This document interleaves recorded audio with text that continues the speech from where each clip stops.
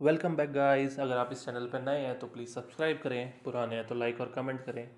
तो आज हम बात कर रहे हैं क्लास नाइन्थ के चैप्टर की, इंग्लिश का, इन द किंगडम ऑफ फूल्स। तो आइए अपनी स्टोरी स्टार्ट करते हैं। दूर कहीं एक राज्य था। नहीं नहीं, इतना दूर भी नहीं, वापस आते हैं। दिखने में बिल्कुल सामान्य से राज्य था वो। तो अब इस राज्य में जो इसका राजा है और उसके मंत्री हैं, उनके बीच महत्वपूर्ण बातचीत चल रही है। तो चलिए उनके पास आपको लेके चलते हैं।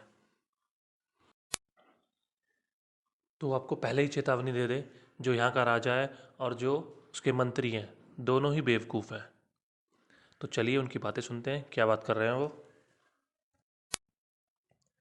तो राजा के मंत्री उससे बोलते हैं, महाराज आप सामान्य राजा नहीं हो, आप बिल्कुल खास राजा हो, तो कुछ अलग कीजिए। तो राजा उनकी बात को सुनता है, बोलता है, मंत्री ज़रा विस्तार से बताओ तुम कहना क्या चाहते हो। तो मंत्री बोलता है, महाराज ये दिन में दिन होना और रात में रात होना, ये तो बहुत सामान्य सी बात है। क्यों ना हम अपने राज्य में कुछ अलग करें, हम रात को दिन बना दे और दिन को रात बना दे। राजा को अभी भी कुछ समझ नहीं आता क्योंकि वो मूर्ख है थोड़ा सा। तो वो बोलता है, जरा ढंग से समझाओ मंत्री। तो मंत्री बोलता है कि महाराज हम लोगों को आदेश देते हैं कि वो दिन में सोया करेंगे और रात में काम किया करेंगे। तो राजा मंत्रियों की बात सुन के सोचता है, मंत्री कह तो ठीक ही रहा है, चलो कुछ ना कुछ अलग करते हैं, समथिंग डिफरेंट, है ना, कुछ तूफानी करते हैं। तो वो आदेश दे देता है कि अब से सब लोग दिन में सोया करेंगे और रात को काम किया करेंगे, और जो भी उसके खिलाफ जाएगा उसको सजाए मौत दे दी जाएगी। उस राज्य में इस तरह के आदेश होना बड़ी आम सी बात थी, क्योंकि वहाँ का राजा मूर्ख था और जो भी उसके खिलाफ जाता था उसको सजाए मौत दे दी जाती थी। इसी में एक और आदेश था कि पूरे राज्य में कोई भी चीज़ बिकेगी, चाहे वो कितनी भी कीमती क्यों ना हो, वो वहाँ की करेंसी दुद्दू, मतलब वहाँ की मुद्रा, जो भी वहाँ की करेंसी है, एक मुद्रा या एक दुद्दू, उसमें बिकेगी, चाहे वो कितनी भी महंगी है, चाहे वो कितनी भी सस्ती है। चाहे आप एक फल लें, वो भी एक दुद्दू का है, चाहे आप सोने का हार लें, वो भी एक दुद्दू का है। खाने का कोई भी आइटम या किसी भी तरह की कोई भी चीज़, सब एक दुद्दू में बिकेगी। इसी तरह वो राजा उस राज्य पे शासन करता रहा। 2,000 years later.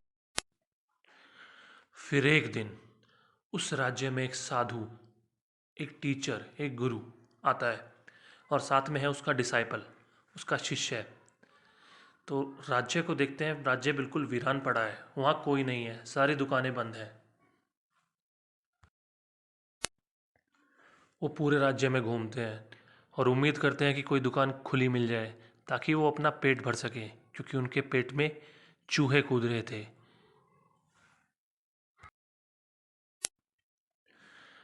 चारों तरफ ढूंढने के बाद भी उन्हें कोई नहीं मिलता, तो वो थक हार के एक जगह बैठ जाते हैं और धीरे धीरे शाम होने लगती है।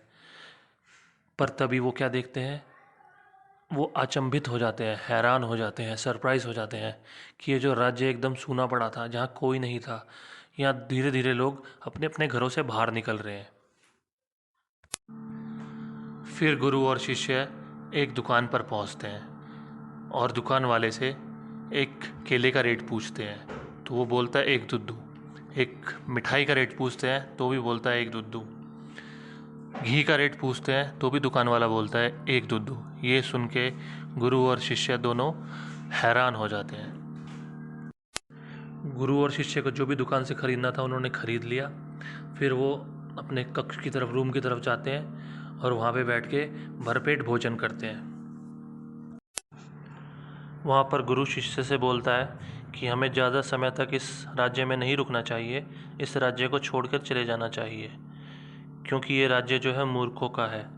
यहाँ पे दिन में दिन नहीं होता, रात में रात नहीं होती। तो शिष्य पूछता है, ये आप कैसी बात कर रहे हैं। तो वो बोलता है कि यहाँ पे रोज लोग रात को जागते हैं और दिन में सोते हैं, और यहाँ पे हर चीज़ एक दुद्दू की है, तो यहाँ पे हमारा रुकना सुरक्षित नहीं होगा। ये मूर्खों का राज्य है और पता नहीं कब क्या हो जाए। गुरु उठ के राज्य से बाहर चलने के लिए तैयार हुआ, पर जो शिष्य था वो उससे मना कर रहा था, नहीं गुरुजी कुछ समय और रुकते हैं। पर गुरु ने पूरा निश्चय कर लिया था कि वो इस राज्य को छोड़कर जाएगा। पर गुरु जानता था कि जो उसका शिष्य है वो भी बहुत ज़िद्दी है, वो नहीं आएगा। तो गुरु ने उसे बोला अपना ध्यान रखना, और वो उस राज्य को छोड़कर दूसरे राज्य में चला गया। गुरु के जाने के बाद शिष्य बहुत खुश हो रहा था, क्योंकि उसे पता था इस राज्य में सब चीज़ें बहुत सस्ती हैं, एक दद्दू में उसे सब कुछ खाने को मिल जाएगा। पर उस नासमझ को ये थोड़ी मालूम था कि उसकी का कौन सी मुसीबतें इंतज़ार कर रही हैं। Some other place.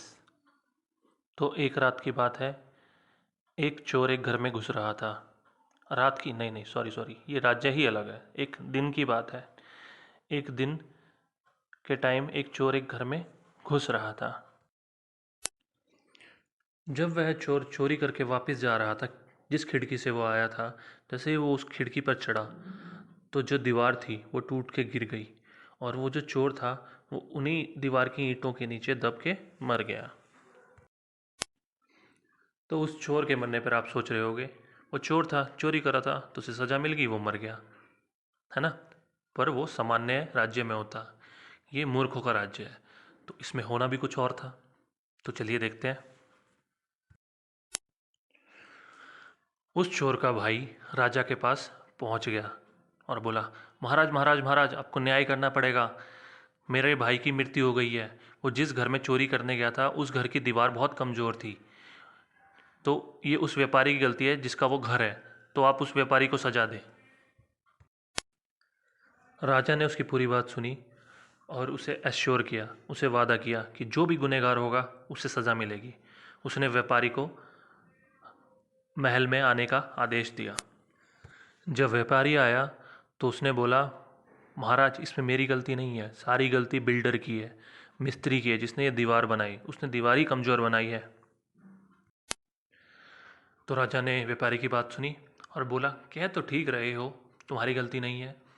और उसने आदेश दिलवा दिया कि मिस्त्री को, बिल्डर को बुलाया जाए, कोर्ट में उपस्थित करा जाए।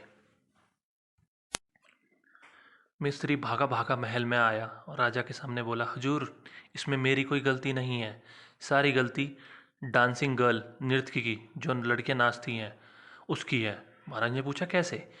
वो कहता है, जब मैं दीवार बना रहा था तो ये बार बार मेरे नीचे से गुजर रही थी।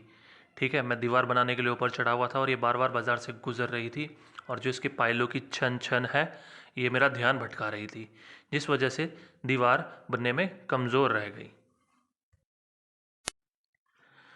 तो बिल्डर ने इल्ज़ाम लगा दिया डांसिंग गर्ल पे। तो महाराज ने आदेश दिया कि डांसिंग गर्ल को जल्द से जल्द कोर्ट में उपस्थित किया जाए। डांसिंग गर्ल भी भागती हुई जल्दी से आई और बोली, महाराज इसमें मेरी गलती नहीं है, जो गोल्ड स्मिथ है, सुनार है, वो ही मेरे को बार बार चक्कर दिलवा रहा था। वो मेरे से कह रहा था 1 घंटे में काम हो जाएगा, आधे घंटे में काम हो जाएगा, इसीलिए बार बार मैं उसकी दुकान पे जा रही थी। फिर राजा ने आदेश दिया कि जाओ उस सुनार को बुला के लाओ, ये सारी गलती सुनार की है, सुनार को ही सज़ा मिलेगी। गोल्ड स्मिथ भागा भागा राजा की अदालत में पहुंचा और बोला, महाराज इसमें मेरी गलती नहीं है, ये जो डांसिंग गर्ल की ज्वेलरी है इसको बनाने में टाइम इसलिए ज़्यादा लग रहा था क्योंकि जो रिच मर्चेंट था उसने अपनी ज्वेलरी मेरे को दे रखी थी और बोल रखा था मेरी ज्वेलरी जल्द से जल्द तैयार करो। इस वजह से मैं डांसिंग गर्ल की ज्वेलरी को जल्दी तैयार नहीं कर पा रहा था, इस वजह से इस बेचारी को बार बार चक्कर लगाने पड़ रहे थे। तो सारी गलती जो है वो रिच मर्चेंट की है, अमीर व्यापारी की है। राजा को पता चल गया था कि सारी गलती किसकी है, अमीर व्यापारी की है, अमीर व्यापारी की वजह से ही वो दीवार गिरी है। तो उसने आदेश दिया, जाओ उस अमीर व्यापारी को लेके आओ, रिच मर्चेंट को लेकर आओ। पर जब सैनिक वापस लौटे तो उन्होंने बताया कि वो अमीर व्यापारी तो अब जिंदा ही नहीं है, उसकी तो मृत्यु हो चुकी है। पर राजा को ये बात पता चली, ये जो अमीर व्यापारी है, रिच मर्चेंट है, ये उसी का पिता है जिसके घर की दीवार गिरी थी, जो मर्चेंट था, जो व्यापारी था, जिसके घर में चोर घुसा था।